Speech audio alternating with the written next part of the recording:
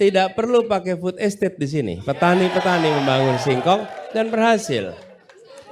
Jadi kalau gitu kita melihat ini contoh. Ketika alokasi anggaran diberikan untuk petani melalui pupuknya, melalui dukungan-dukungan yang lain, itu jauh lebih optimal daripada kita membangun sebuah food estate. Dan Gorontalo kami datang, kami berharap bisa membawa pesan dari Gorontalo untuk seluruh Indonesia. Tidak perlu food estate, tapi biarkan para petani didukung dan mereka akan bisa berproduksi yang baik untuk kebutuhan kita. Dan alhamdulillah panennya berhasil. Nah, kalau gagal baru omon-omon.